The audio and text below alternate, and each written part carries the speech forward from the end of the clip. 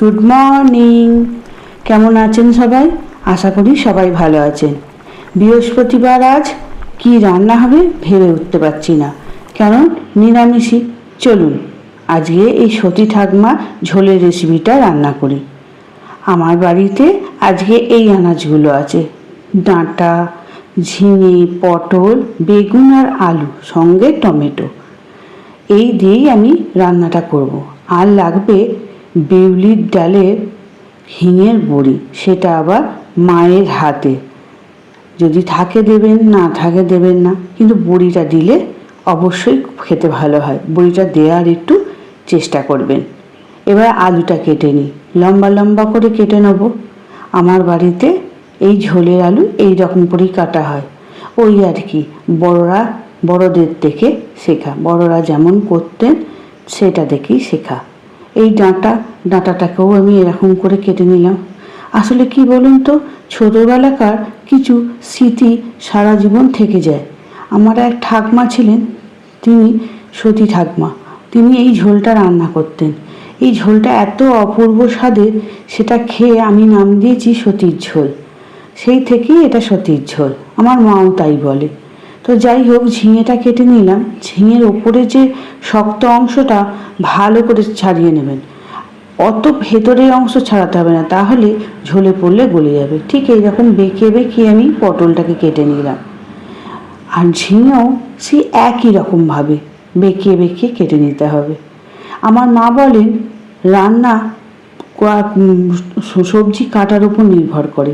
সবজি কাটা ঠিক পারফেক্ট না হলে রান্নাটাও নাকি ভালো হয় না। যাই হোক, গ্যাসের উপর কড়া চাপিয়ে সরিষার তেল দিয়ে দিয়েছি। প্রথমে না মায়ের হাতের এই বড়িগুলো ভেজে নিই। এত ভালো বড়ির এই স্বাদ বলার কথা নয়। কি জানি না, মায়ের হাতের ছোঁয়ার বলেই আমি বলছি। দেখতে অত ভালো না হলেও খেতে কিন্তু অপূর্ব। দেখুন, আপনাদের সঙ্গে গল্প করতে করতে বড়িটা কিন্তু ভাজা হয়ে গেছে। এবার আস্তে আস্তে আমি বড়িগুলোকে তুলে নেব। খেয়াল রাখবেন পুড়ে যেন না যায়, পুড়ে গেলে স্বাদটা ভালো হয় না। যাই হোক, আস্তে আস্তে আমি একটা পাত্রের ওপর বড়িগুলো তুলে নিলাম। ওতেই আমি পটল আর ডাঁটা দুটোকে একটু নাড়াচাড়া করে ভেজে নেবো। সঙ্গে একটু লবণ দেবো, একটু চাপা দেবো, দিয়ে নাড়াচাড়া করলে একটা লাল স্পট চলে আসবে। সেই রকমভাবেই তুলে ফেলবো। আর একটুখানি গায়ে একটু লাল স্পট এসে গেলে কাঁচা ভাবের গন্ধটাও চলে যাবে, এটাই ভালো লাগবে। তারপর আবার একটু সরিষার তেল দিলাম। আলুগুলো যেগুলো রেখেছিলাম ভালো করে ধুয়ে পরিষ্কার করে সেগুলোকেও দিয়ে দিলাম। সুন্দর করে নাড়াচাড়া দিয়ে একটু লবণ দিয়ে চাপা দিয়ে একটু ভালো করে ভেজে নিতে হবে, সুন্দর করে, যাতে একটু লাল লাল একটা স্পট চলে আসে। ব্যাস, দেখুন অনেকটা লাল স্পট চলে এসেছে।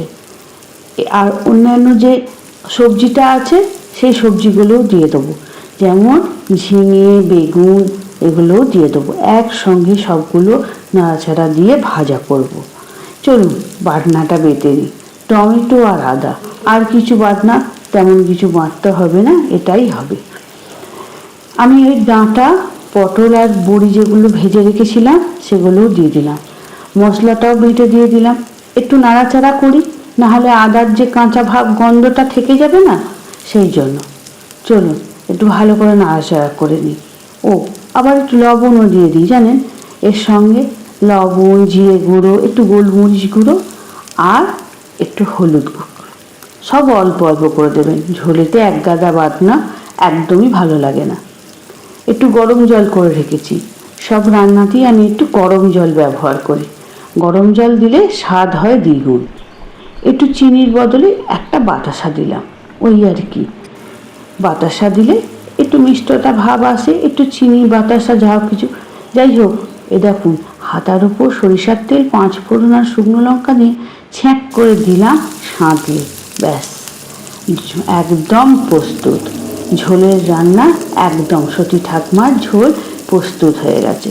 যাই হোক, ঘরকন্যার কাজ যদি আপনাদের এতটুকু ভালো লাগে, তাহলে একটা লাইক, কমেন্ট আর শেয়ার করতেই পারেন। এবার আমি চাপা দিয়ে রাখবো, একদম পরিবেশনের সময় খুলবো। যা সুন্দর একটা গন্ধ বেরোবে না, বলার কত নয়, অলরেডি বেরোচ্ছে, জানেন তো। এনজয়।